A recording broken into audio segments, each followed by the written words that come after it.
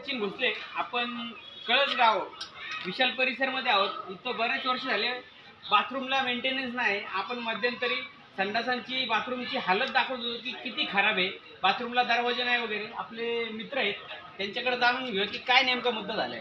नमस्कार. ॲक्च्युली या बाथरूममध्ये खूप घाण वास येतो.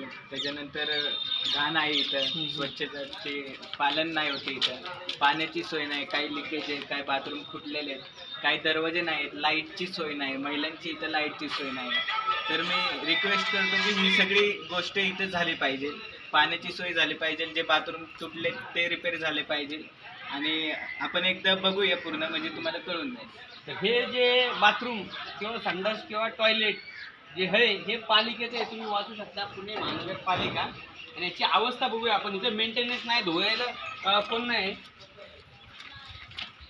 हे बघा, इकडं खराब आहे, इकडं खराब आहे, इकडं खराब आहे, कुठं दरवाजे नाही, कुठं दरवाजाला कडे नाहीत, लाईट नाही.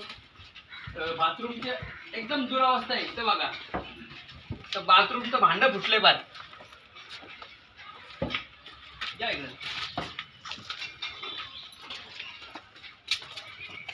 इथं लाईट नाही, पाण्याची व्यवस्था नाही. तिकडं नळ दिखाव, नळ बघू शकता तुम्ही. ते नळाला तुटी नाही, त्याच्यामुळे पाणी आलं तरी पण ते जाणार आहे. इथं भांडे फुटले, स्टाईल फुटली. परत ही जी भिंत आहे, ही भिंत वाढवून द्यावी पालिकेने, कारण पलीकडे महिलांचं वॉशरूम आहे. आणि बरोबर दादा, हां, पलीकडे महिलांचं वॉशरूम आहे आणि महिलांची इथं देखील लाईटीची सोय नाही. तर ती लाईटीची सोय आणि पाण्याची सोय केली पाहिजे. समोर एक टाकी आहे, पण नळाचं तर ऑप्शन दिलंय, पण इथं नळ नाही आणि इथं स्वच्छताचे पालन नाही. तर एकदम अस्वच्छ आहे. स्वच्छतेसाठी माणसं येत नाही असं दिसून येतंय. तुम्ही दाखवू शकता. पालिकेने याची दखल घ्यावी. कुठं चोक झालेले आहेत, पत्रे खराब झालेले आहेत, शून्य मेंटेनन्स. मग पालिका जर तुमच्याकडून टॅक्स घेते, तुम्हाला दंड मारती, कुठं लाईट नाही त्याचे मीटर कट केले जातात, तर पहिला तुम्ही सुविधा द्या आणि मग कारवाई करा. धन्यवाद. आणि